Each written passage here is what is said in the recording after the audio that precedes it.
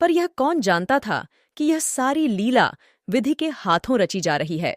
जीवन रंगशाला का वह निर्दय सूत्रधार किसी अगम गुप्त स्थान पर बैठा हुआ अपनी जटिल क्रूर क्रीड़ा दिखा रहा है।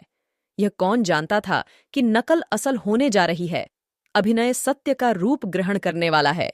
निशा ने इंदु को परास्त करके अपना साम्राज्य स्थापित कर लिया था। उसकी पैशाचिक सेना ने प्रकृति पर आतंक जमा रखा था। सद्वृत्तियां मुंह छिपाए पड़ी थीं और कुवृत्तियां विजय गर्व से इठलाती फिरती थीं। वन में वन्य जंतु शिकार की खोज में विचार रहे थे और नगरों में नर पिशाच गलियों में मंडराते फिरते थे। बाबू उदय भानुलाल लपके हुए गंगा की ओर चले जा रहे थे। उन्होंने अपना कुर्ता घाट के किनारे रखकर 5 दिन के लिए मिर्जापुर चले जाने का निश्चय किया था। उनके कपड़े देखकर लोगों को डूब जाने का विश्वास हो जाएगा। कार्ड कुर्ते की जेब में था। पता लगाने में कोई दिक्कत न हो सकती थी। दम के दम में सारे शहर में खबर मशहूर हो जाएगी। 8 बजते बजते तो मेरे द्वार पर सारा शहर जमा हो जाएगा। तब देखूं देवी जी क्या करती हैं। यही सोचते हुए बाबू साहब गलियों में चले जा रहे थे। सहसा उन्हें अपने पीछे किसी दूसरे आदमी के आने की आहट मिली। समझे कोई होगा, आगे बढ़े। लेकिन जिस गली में वह मुड़ते उसी तरफ यह आदमी भी मुड़ता था। तब बाबू साहब को आशंका हुई कि यह आदमी मेरा पीछा कर रहा है। ऐसा आभास हुआ कि इसकी नीयत साफ नहीं है। उन्होंने तुरंत जेबी लालटेन निकाली और उसके प्रकाश में उस आदमी को देखा। एक वरिष्ठ मनुष्य कंधे पर लाठी रखे चला आ रहा था।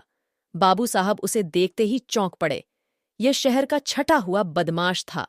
3 साल पहले उस पर डाके का अभियोग चला था। उदय भानु ने उस मुकदमे में सरकार की ओर से पैरवी की थी और इस बदमाश को 3 साल की सजा दिलाई थी। सभी से वह इनके खून का प्यासा हो रहा था। कल ही वह छूट कर आया था। आज दैवात साहब अकेले रात को दिखाई दिए तो उसने सोचा यह इनसे दांव चुकाने का अच्छा मौका है। ऐसा मौका शायद ही फिर कभी मिले। तुरंत पीछे हो लिया और वार करने की घात ही में था कि बाबू साहब ने जेबी लालटेन जलाई। बदमाश जरा ठिठक कर बोला, क्यों बाबूजी पहचानते हो? मैं हूं मतई। बाबू साहब ने डपट कर कहा, तुम मेरे पीछे पीछे क्यों आ रहे हो? मतई, क्यों? किसी को रास्ता चलने की मनाही है?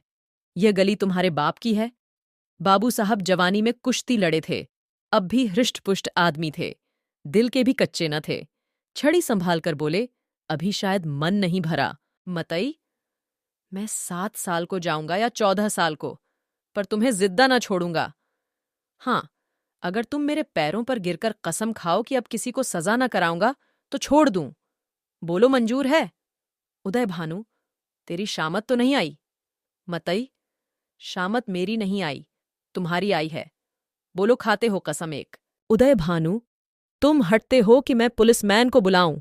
मतई, 2।